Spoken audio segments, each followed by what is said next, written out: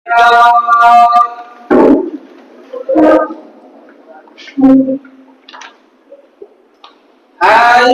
Assalamualaikum warahmatullahi wabarakatuh. Waalaikumsalam warahmatullahi wabarakatuh. Bismillahirrahmanirrahim. Assalamualaikum warahmatullahi wabarakatuh. Waalaikumsalam. Sehat semua ya? Bismillahirrahmanirrahim. Bismillahirrahmanirrahim. Alhamdulillah wassalatu wassalamu ala Rasulillah wa ala alihi wa mawalah, amma ba'd. Anda-andaku semua yang Bapak banggakan, puji syukur hanya milik Allah Subhanahu wa taala atas segala limpahan rahmat hidayahnya yang diberikan kepada kita semua, sehingga kita dapat melaksanakan kewajiban rutinitas kita sebagai penuntut ilmu. Amin dan alhamdulillah. Ya anandaku semua, semoga juga kita kelak mendapatkan syafaat dari baginda Rasulullah sallallahu alaihi wasallam. Mari kita sama-sama bersolawat kepada beliau dengan ucapan Allahumma sholli ala wa ala ali sayyidina Muhammad.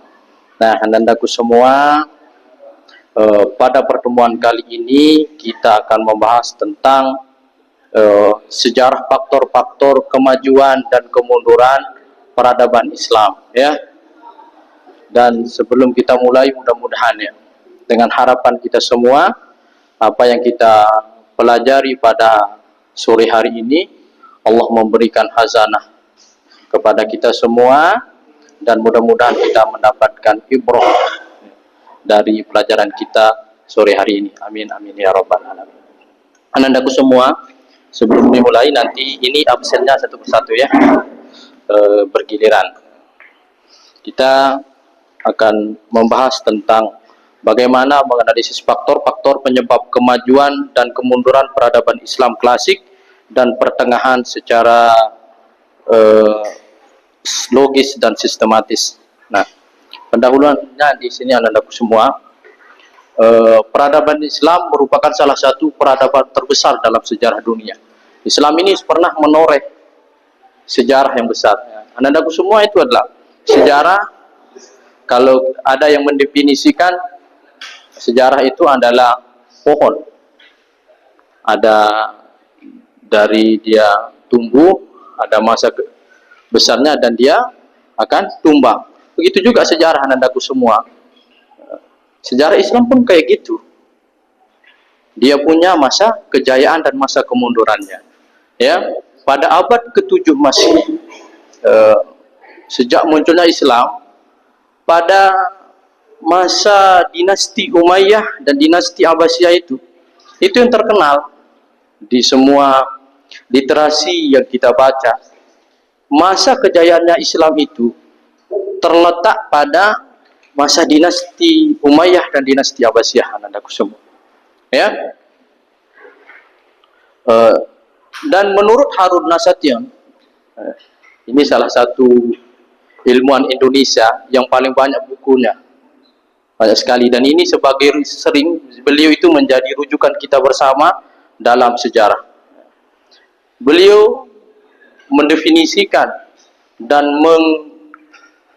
mengkodifikasi dan memberikan periodisasi dalam sejarah peradaban Islam itu. Ada 3 periodisasinya. Pertama itu sejarah periode klasik. Periode klasik ini adalah periode kemajuannya. Kapan itu masa kemajuannya Islam itu? Pada tahun 650 Masehi sampai 1250 Masehi. Itu masa kejayaannya Islam, andaku semua. Ya. Dan kedua, masa pertengahan. Di sini sudah terletak masa kemundurannya juga. Dari sejak tahun 1250 Masehi itu, andaku semua, sampai 1800 Masehi. Nah, dan klasifikasi yang ketiga yaitu periode modern, dari sejak 1800 Masehi itu sampai dengan sekarang. Itu masa modernnya, anandaku semua. Itu klarifikasi sejarah peradaban Islam. Ya, kita lanjut masa klasik Islam. Masa klasik Islam itu ditandai dengan perluasan wilayah, kemajuan ilmu pengetahuan dan ekonomi dan politik, anandaku semua. Nah, pada masa ini dinasti Umayyah dan dinasti Abbasiyah ini anak-anakku semua, Islam itu sebagai, bisa dikatakan Islam itu adalah kekuatan dunia pada saat itu, karena sangat luar biasa anak-anakku semua. Perluasan wilayah Islam itu cepat.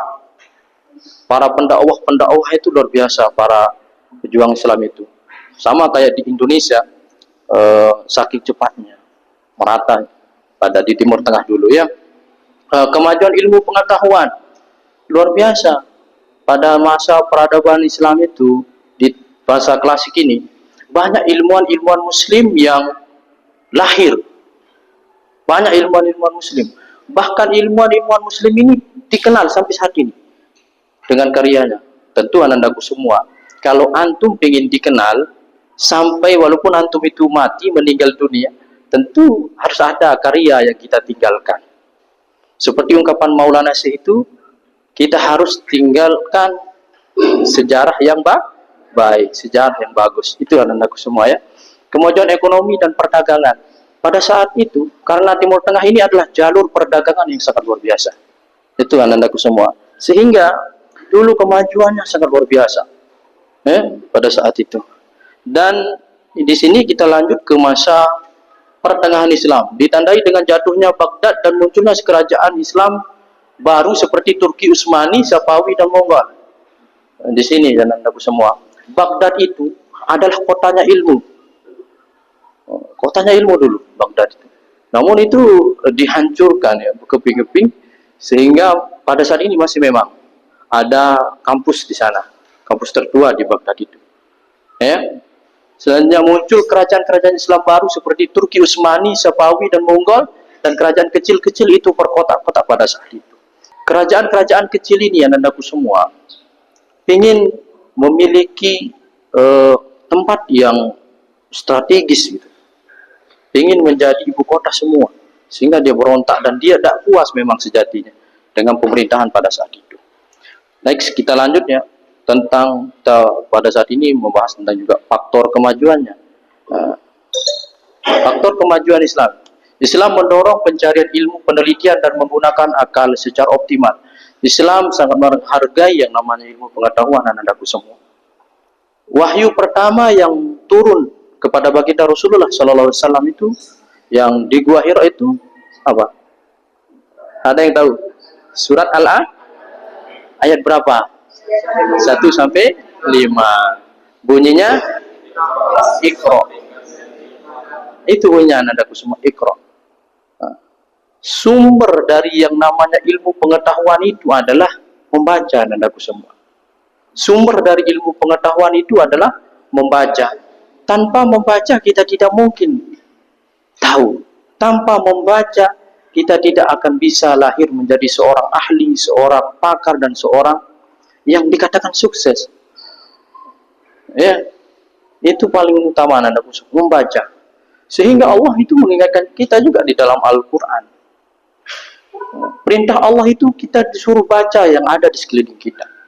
Ketika kita hadirkan wahyu Allah itu, kita realisasikan dalam kehidupan kita sehari-hari tentang Iqra ini, baca apa yang ada di sekeliling kita, insya Allah kita akan selalu dekat dengan Allah. Kita akan selalu beristighfar, selalu bersyukur kepada Allah Subhanahu wa Ta'ala. Ya, anakku semua, ketika kita sering membaca, kita itu insya Allah kita akan diberikan kritis. Pemahaman kita bertambah. Makanya jangan hanya anakku semua jadikan ruangan kuliah itu sebagai ilmu pengetahuan saja. Jangan sampai sini ilmu pengetahuan itu. Antum yang berkreasi. Antum cari referensi, cari ilmu. Ketika ada seminar, ketika ada kegiatan di luar tentang ilmu, silahkan antum ikut. Kita tidak tahu nanti suatu saat itu sangat penting untuk kita semua. Ya, anak-anakku semua. Selanjutnya sektor kepemimpinan. Sangat luar biasa pada saat itu. Saat kemajuan ini. Khalifah seperti Khalifah Harun Ar-Rasyid. Beliau memimpin sangat luar biasa. Memimpin sangat luar biasa. Bahkan salah satu di antara dua dinasti ini ada namanya Khalifah Umar bin Abdul Aziz. Beliau Umar bin Abdul Aziz ini dijuluki Khalifah atau Khulafaur Rasyidin yang kelima, Wan. Saking luar biasanya, saking meratanya pada saat itu anandaku semua, keadilan dan lain sebagainya. Umar bin Abdul Aziz ini anandaku semua sangat luar biasa. Bahkan pada saat itu, yang hari ini apa yang bermusuhan itu pada saat itu tidak bermusuhan. Seperti tikus dan kucing itu sama dia jalan. Kalau hari ini, ketika kucing melihat tikus, dimakan tikus itu. Namun ketika anandaku semua hadir di sana pemimpin yang baik, pemimpin yang bagus, pemimpin yang bijaksana, insya Allah seperti yang dijanjikan oleh Allah, baldatun thayyibatun wa rabbun ghafur, di suatu tempat itu akan diberikan keberkahan oleh Allah. Mudah-mudahan nanti salah satu di antara antum semua menjadi pemimpin. Amin. Ya itu ya. Selanjutnya anandaku semua dalam sektor pendidikan. Selanjutnya adalah dalam bidang pendidikan. Pada saat itu Bapak sudah sampaikan di awal tadi, masa peradaban Islam itu sampai hari ini ada universitas tertua yang kita kenal di Kairo itu adalah berdirinya pada masa kemajuan Islam, yaitu Al-Azhar. Mudah-mudahan anakku semua nanti bernasib salah satu di sana, itu menuntut ilmu. Amin ya. Selanjutnya adalah sektor ekonomi. Pada saat itu sektor ekonominya sangat luar biasa anakku semua. Jalur perdagangan itu banyak kita dapat uang di jalur perdagangan itu, sehingga pada saat itu Islam itu banyak uangnya. Negara kaya Islam itu pada saat itu ya. Dan Asia, Afrika, Eropa itu berkutiknya lewat sana. Itu jalur perdagangannya lewat sana saja, karena peradaban Islam itu sudah sangat luar biasa. Dan pada Islam klasik itu, Islam pertengahan itu, Islam peradaban Islam itu dari dinasti Umayyah, dinasti Abbasiyah itu lahir banyak para ilmuwan. Dan selanjutnya anandaku semua, faktor kemunduran. Nah, tentu seperti Bapak sudah bilang tadi, yang namanya masa peradaban sejarah itu ada masa kemundurannya. Nah, salah satunya di sini penyebabnya adalah perpecahan politik anandaku semua. Perpecahan politik ini tentu terjadi dari dalam dan dari luar, internal dan eksternal. Itu yang sering terjadi, yang juga pada hari ini banyak juga kita lihat tentang orang atau tentang suatu daerah dan masyarakat yang tidak puas dengan kepemerintahannya. Itu tidak menerapkan dari kepemimpinan yang berlandaskan dengan asas Islam, norma, dan undang-undang dasar. Ya. Faktor kemundurannya juga menurunnya kepercayaan kepada para pemerintah. Pada saat itu, anandaku semua, banyak pemimpin yang, mohon maaf, hari ini mungkin banyak kita tonton, yang korupsi, semena-mena dia. Ketika dia jadi pemimpin semena-mena, sehingga itu sudah mau masuk, sudah masuk bagaimana Islam itu akan runtuh pada saat itu, anandaku semua. Dan efeknya ketika pemimpin itu tidak memegang yang namanya prinsip dari ajaran Islam, tentu semua pada saat itu kecewa dan lain sebagainya dan mengeluh, anandaku semua. Dan pada saat itu Islam, Islam ini tertinggal dalam teknologi. Ketika Eropa memasuki masa renaissance-nya dan ilmiah, dunia Islam itu mengalami perlambatan perkembangan ilmu. Sehingga juga kita mungkin semua sudah tahu bahwasanya bahkan kita itu anandaku semua dianjurkan oleh Rasulullah itu menuntut ilmu itu sejauh-jauhnya. Pada saat itu baginda Rasulullah menyuruh ke Cina, beli. Karena kenapa? Karena Cina itu adalah salah satu dulu yang bisa sudah pada saat itu mencetak yang namanya kertas. Betul. Ya, selanjutnya anandaku semua, kolonialisme Barat. Ketika ini terjadi, ya, yang namanya penjajahan di mana-mana, tentu semua tertinggal.